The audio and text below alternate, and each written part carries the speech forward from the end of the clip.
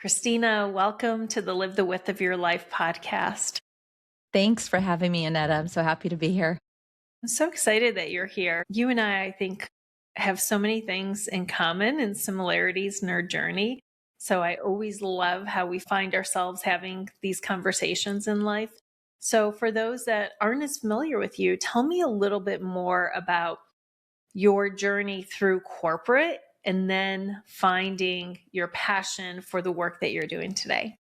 Yeah. So I grew up in the 80s. So my journey started in the hustle bustle 90s, the working 9 to 5, proving yourself. And that's what I did. So my journey was one of be a perfectionist and all the achievements, and life should look pretty good.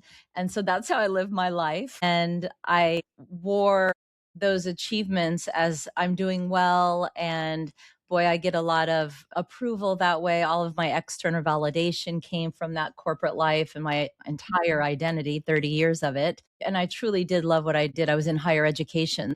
I was very fueled by helping young people in their future, but there was definitely that part of me, that just endless well of what was next, what was next. And so my journey was a lot of burnout, a lot of people pleasing, perfectionist, and it really just started my whole life of I'll be a good girl, I'll be a good student, I'll be the good corporate person who goes above and beyond. And so when it was time for me, when I knew that there was a point where this didn't feel right anymore, was when I started learning things about myself that weren't true. And they were things that I had just sort of thought about myself my entire life. And I started doing some deeper work and realized, wow, that thing I thought about myself isn't even true. And it sort of did a flip flop in my entire life. And I realized, wow, if that's not true, then that thing that fuels me and makes me so good, I'm actually already good on the inside. And I realized that is something that's so important for me to help other women identify these things that they think are true about them.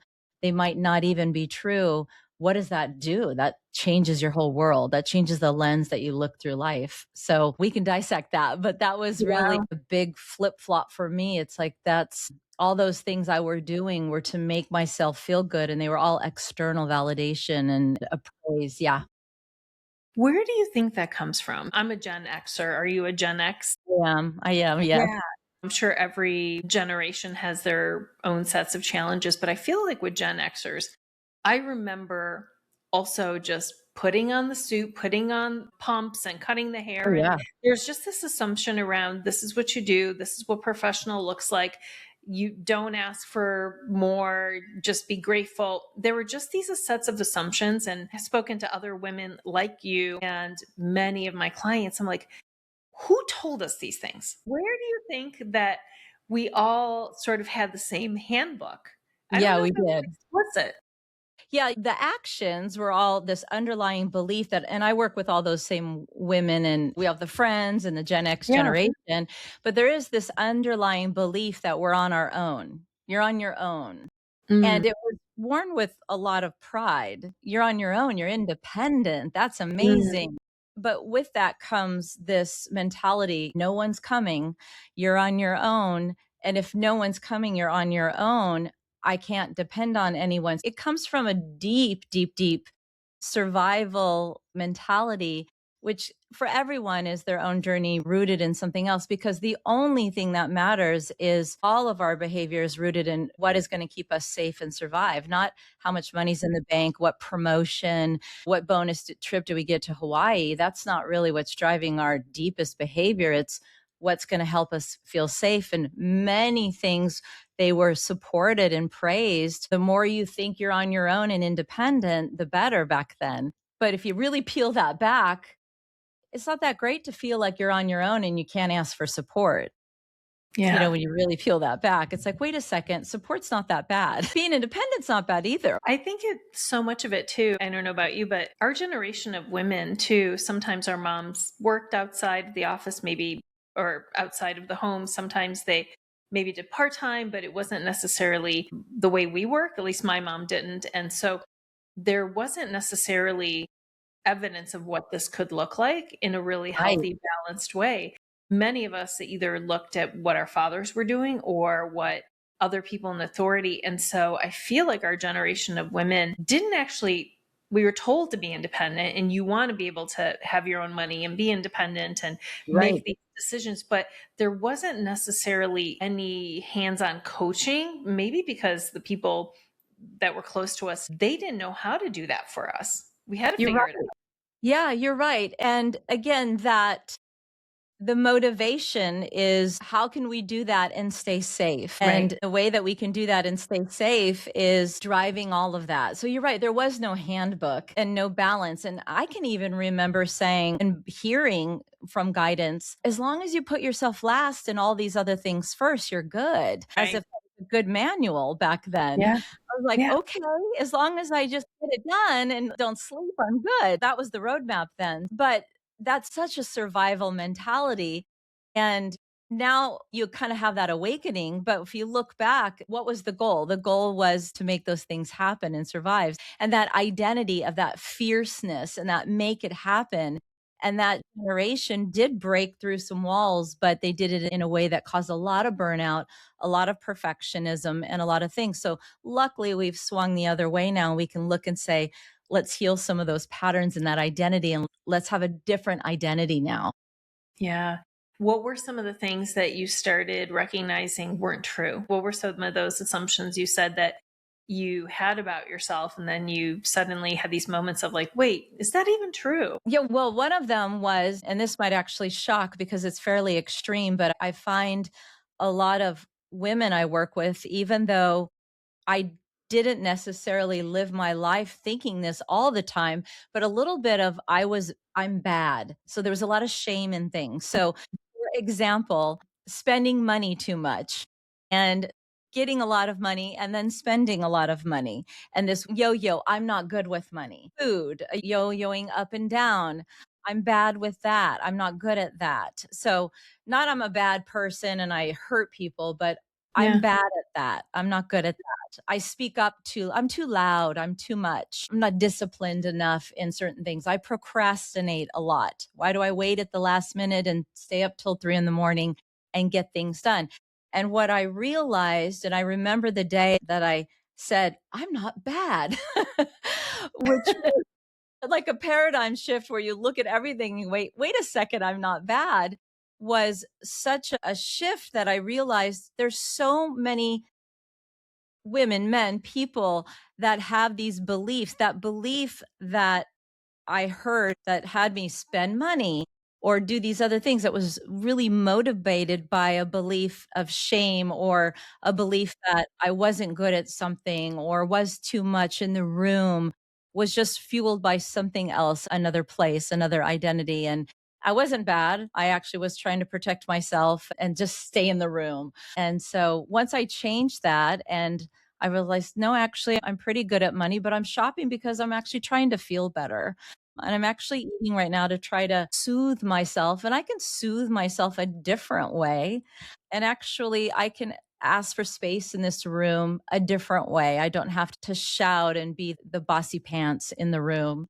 I can actually ask for space and speak up in a different way. I don't have to do it that way. But the intention was good.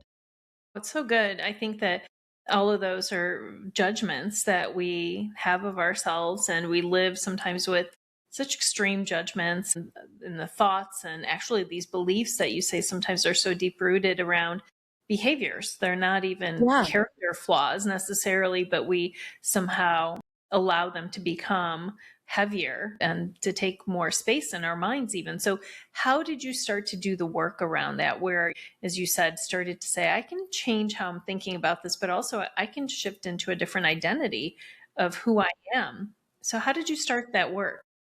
Well, I say to some clients, you'll get to that point where you bang your hands on the wall and say, I don't want to do that anymore. That level of, I want to change. You get up to here. I'm Italian, so we go, get up to here. We're sick of this. That's a good place to be. But getting really curious. And I did deep subconscious work. So, what I mean by that, I did hypnosis, I did EMDR, I did beyond talk therapy and I love that, but I went even deeper. Like what are the beliefs I have about myself that are almost invisible to me that are so automatic, my autopilot, that I can't even see them. And so through hypnotherapy, through EMDR, I was able to get really curious and say, why do I do that? Why do I say that? Why do I feel that way when I sort of logically know it's not true? I know I shouldn't say yes to every project, but I still do it because I want to please everyone. Or why do I say, let's get really curious? So those methods allowed me to go deeper and peel the onion back and see things that I couldn't see otherwise. And it was from there that I was able to see, because once you can see, you can't unsee, right? Yeah. Yeah. And those tools, because when you look at the subconscious, I knew that I had a little anxiety. I knew I had stress and more tension. We look at our habits, we look at our life. I knew I snapped. We all snap it. We do things, right? That, gosh, why do I do that? I have a lot of clients that will say, beat themselves up because I know better. And insight and understanding doesn't create change. Insight and understanding is insight. But it's when we go deeper, like you're saying here, is how do we do that? And so sometimes we need tools to go to that level that is somewhat invisible, but it's the biggest part where change is made. Yeah. What was it that gave you the courage to leave your corporate role and to say, maybe there's something bigger that I could be doing in the world or Yeah. different?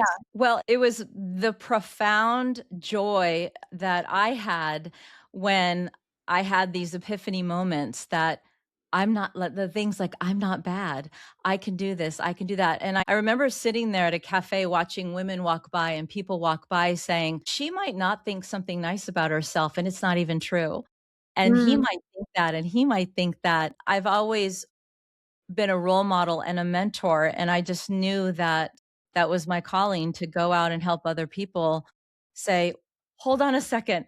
I know you think really bad things about yourself sometimes, and there's just this deeper level. The truth about you is this, and that those things are really just thinking it's doing a really good job of keeping you small or creating anxiety or creating procrastination so that you don't go out there and speak your truth or go in that board meeting and just knock it out of the park or make you snap at your kids when really you just need to take a bath and do something for yourself.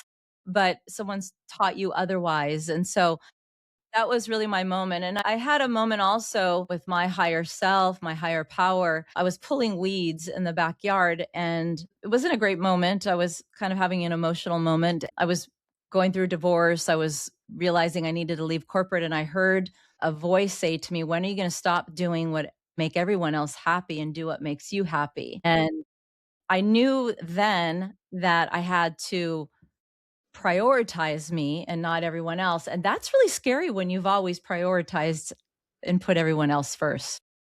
yeah. Especially when, if we have the belief that by doing so, we're doing something wrong or we're doing something bad or we're not doing it the right way. And that is, I think, such a struggle for so many high achieving women. I've seen this with friends sometimes where I will say, because there's a fine line between being a coach and still being someone's friend, and saying, you don't actually have to do that.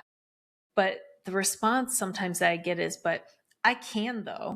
And it's like almost a, but I Correct. am strong enough if I choose not to do something, even if they don't want to, whether it's at work or in their personal relationships or whatever it is, or weeding the yard. It's almost like a weakness. Somehow we've equated or confused Right. things that we're asked to do, things that are expected of us. And if we choose not to do it, like a weakness that we can't possibly take it on. Has that been your experience as well with high achievers?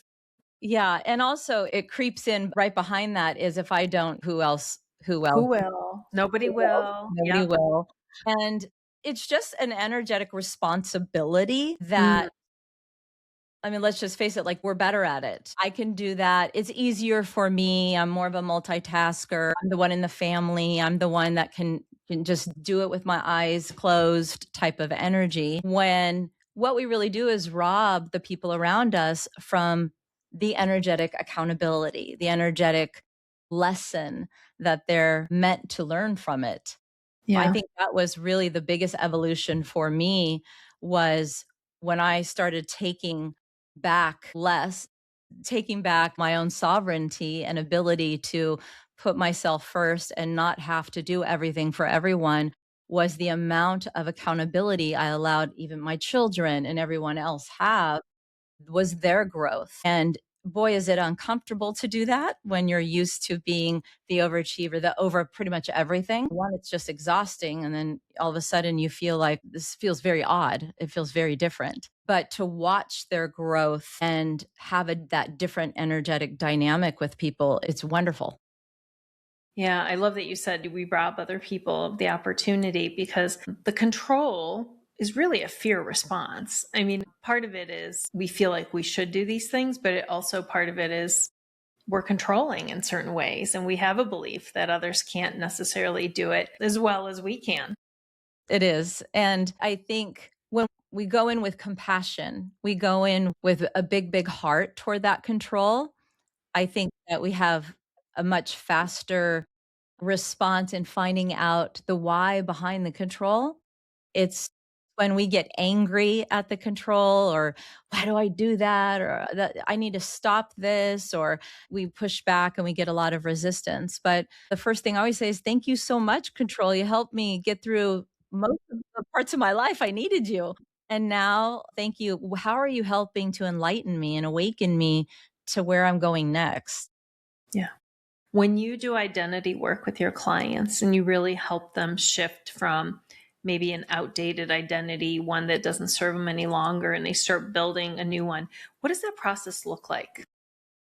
Well, I use hypnosis as the biggest tool for me to find out what identity they're currently in. So that's the biggest process. Would you like me to dive in a little bit to that? I would Or love that. Yes, okay, please. great. So hypnosis is such a natural place. I don't know if you've had a lot of guests about hypnosis or I've um, had some and I've okay. experienced it. Yeah. Great. So then for those that don't know, it's a natural process and feels like a meditation, but we're just going to that part of our mind, our subconscious mind, that's the most suggestible. And so we're able to ask some really great questions. So if someone is dealing with procrastination or anger or control, we get to ask the mind, what is the root cause and reason for this control in the most suggestible state? So not the state that you and I are talking in right now, but the most suggestible state. And we're able to ask and find out. And we'll go back to moments in life that contributed and were the very root cause and reason that it originally started. And it might make no sense. You might be having cereal with your sister at age 5, and a teacher made a comment or something happened at work. We put it all together, and it creates a story that gives us insight. And then from there, we're able to flip the script, but we do it when you're in the most suggestible state. So it's like you're in that sponge state. And so from there, I'll find out the root. We got to get to the root first. I'm not going to guess why the control is Hmm. there. We Hmm. get this really great insight. And then I make custom audio recordings for clients with very descriptive words, powerful words and tools. And they listen to that. It's about 20 minutes. They'll listen to that every day or average about 60 days. And during that process, I'll be working with them when you're changing a belief that has kept you safe and surviving for 30, 40, 50 years. Resistance will come up. A lots of your nervous system sometimes goes into lots of different places like why am I not sleeping, why am I agitated, why am I annoyed, you're supposed to be helping me feel better, Christina. Those things can happen, and so I'll be meeting with them during that process. And then the beautiful part is that it just becomes who you are at the very root, and you don't have to think about it or try. It just all of a sudden you start noticing. I think one of the best ways a client said it to me, she says, it's like you just cleaned the windshield off my car that was really dirty. It's just now I see better. I feel better and I see better. I love that. Is that the Wise Woods method that you've created? That's part of it. I'm an energy healer too, so I'll use Reiki and energy healing to help clear energy and move it faster. So it moves it and helps support it so much faster for each unique client. Wonderful. And do you work with clients in person and virtually as well? I do. They're all over the world, so most of it is virtually, and all of it is the same, whether it's virtually or in person. It's the same. Energy is the same, whether we're on Zoom or not. Yeah. Do you find that most of your clients are women, or do you also work with men? Most of my clients are women, but I have the lovely pleasure of because they'll say, "Can you work with my kids or my husband?" So, yeah, I'll work with their children, their teens, their husbands, spouses, brothers, and so on, but mostly women. And if there's someone listening and maybe they're still in the old patterns, they know maybe they're not aware of all their subconscious beliefs, but they know that they've got some patterns that don't necessarily serve them, some behaviors, some beliefs. What would you want them to know? Don't rack your brain worrying about how or why do I have this? Where did this come from? I think many clients will call and say, my parents got divorced here. This happened to me here. I kind of know why I have this. And don't go in with any assumptions about anything. I think that's really important. So don't think you have to have it all figured out. You have a right, it's your birthright to feel so easy in life and flow in life. And all you have to know is that however you're feeling in life, if you have some resistance, if you feel heavy about something, or I feel like I get angry too much, or I have this or I have that going on in life. Trust me, we all have an area that we want to feel lighter in. And that's all you need to say is like, I want to feel a little lighter in this area. I want to feel less heavy in this area. I don't know why. You don't have to know why. I don't even have to know why. Your beautiful subconscious mind, your body is full of beautiful answers. The wisdom is in the wound. We go knock, knock, knock. We find out why, and all these answers come out. And it's a journey that shares with us and enlightens you as you go. It's natural and beautiful, and it happens. All these answers are within you. Yeah, I've had amazing experiences doing this type of like having someone facilitate on me. I don't do that work. But have you ever worked with anyone where it didn't work, where they just could not allow themselves to relax enough to be able to go deeper? You know, I've had people where we've taken a little bit longer. I will chat with them before a session. So if someone has a lot of anxiety or has a hard time trusting or relaxing, I mean, that was me for many, many years. So I completely can connect with that. Then I'll work with them beforehand and give them special things to listen to beforehand and do some somatic work and have them listen to my voice beforehand. So I think it's not, hi, how are you? Let's do some hypnosis. I think it's, let's build a rapport and get comfortable. Let me learn about you, your body, your nervous system, and find out exactly the best way to make this the ideal situation for everyone. But yeah, there's been a couple times, not that it hasn't worked, it just works differently for everyone. Yeah, I ask for folks that maybe have never done this type of work or have any sort of doubts or anxiety about it. But I love that you also do the follow ups where you do the recordings because we're running tapes all the time. Our Yeah. thoughts, they're running amok anyway. So it's like, why not focus for 20 minutes on what you want and create the sense of safety and be able to create a vision maybe of one that then becomes so familiar where it's real. I do this a lot with clients who have fear of speaking, and it's just visualizing, putting them in the situation to be able to visualize what they actually want, not what they don't want, which is where we sometimes naturally go to. So, do you have any protecting confidentiality, but any maybe client cases or anything like that came through, like success stories that you want to share in terms of maybe what someone was struggling with in the past and then after working with you, what the result was? Yeah, I have many. So let's see. Well, I have two. They're a little bit different. So I had a client that was trying to quit. When she would stress out, she would grab cigarettes and she would grab a little bit of wine. Wasn't too bad, but she wanted to stop that just to comfort her. And in hypnosis, we went back. So many times you can buy a hypnosis audio, like a stop smoking type of audio. And the reason I'm not a fan of those is, again, it doesn't go to the root of what is the cause of that behavior for that person. And this is a perfect example. We went back to the fact that when she was young, she had a swimming teacher, a swimming instructor when she was 3 years old that was the most loving, kind woman. Her mother was not particularly nurturing and loving, but this swimming instructor was, and she had smoker's breath. She smelled like smoke. And so she's back in the pool, 3 years old. I love this teacher, and she smells like smoke. And so to her, that was like love and comfort and this beautiful comfort feeling. So when you're stressed, what does she want to go back to? Of course, we know the mouth connection, but to her, Yes. it was like this warm blanket of grandma love. And as soon as we disconnected that and associated it with something else, but left the love, she hasn't smoked since. And that to Wow. me was one of those, like, I could make her a generic audio, Yeah. don't smoke, Yeah. but I wasn't gonna ever nail that until her mind showed me exactly what was there, what was connecting it, because her That is mind wanted to incredible. keep her safe. Yeah. Another one was an entrepreneur, very successful. Her business was growing and she wanted to take it to the next level and create a video series of coaching type video series.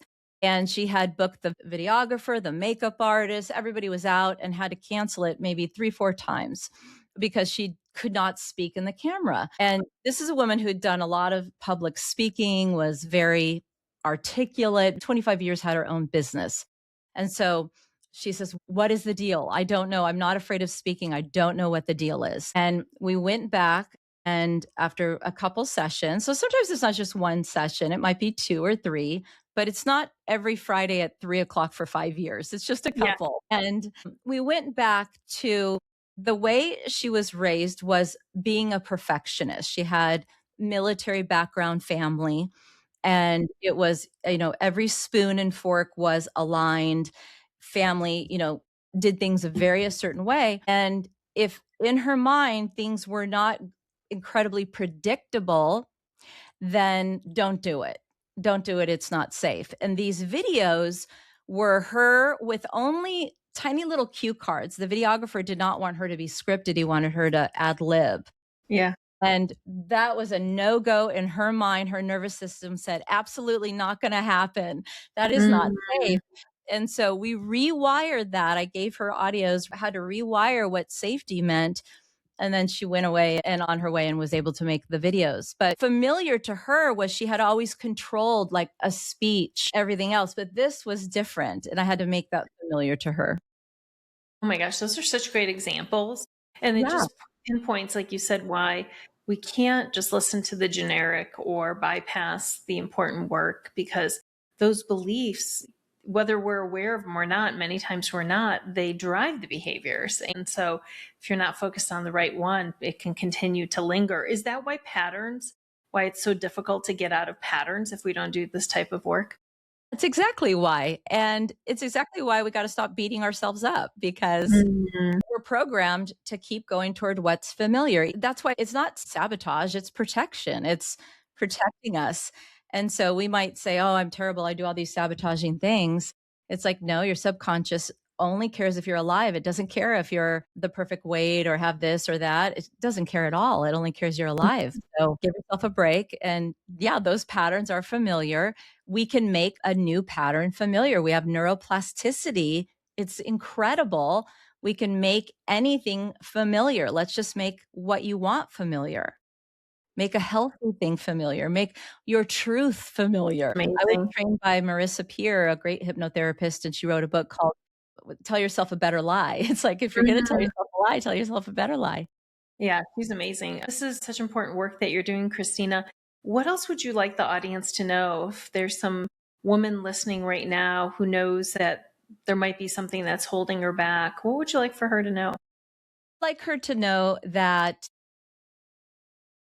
if she's doubting her intuition, to find moments of quietness to tap into her intuition, because especially for a woman or anyone, her intuition is her power. And her intuition is not controlling or full of fear. Her intuition is calm and quiet, and it's such a knowing. It's her inner compass, and it's a guiding force. Her intuition is so powerful. So amazing. And yet, it's the one thing that many people have trouble with is the self doubt and It's knowing if self-doubt. it really is their intuition or if it's someone Yeah, else's voice. that's my priority, is just letting us tap into that beautiful intuition.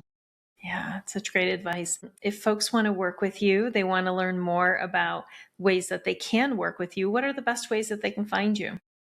The best way is my website is christinalwoods.com, and slash the reset room. I do a free weekly hypnosis and energy healing experience every Thursday at 4. So you can go to the reset room and sign up, and it's free. And there's little other goodies in there too. Oh, that's wonderful. Is Yeah. that Eastern Standard Time? It's actually Pacific time. So Thursday at Okay. 4 p.m. Pacific time. Okay. There's So replays 7, in there. Yeah. yeah, 7 Eastern Time. That's wonderful. And I'm just so excited. I definitely want to come to one of those sessions. It sounds Thank amazing. you. Thank you. I ask everyone a final question, which is, what does it mean to you to live the width of your life? Mm. Being present, and what I said earlier is being accountable to my energy and my intuition brought so much depth to my life, because as I do that, I get to receive. I get to receive so much more love and support and watch my children grow, the people around me grow, my relationships get stronger.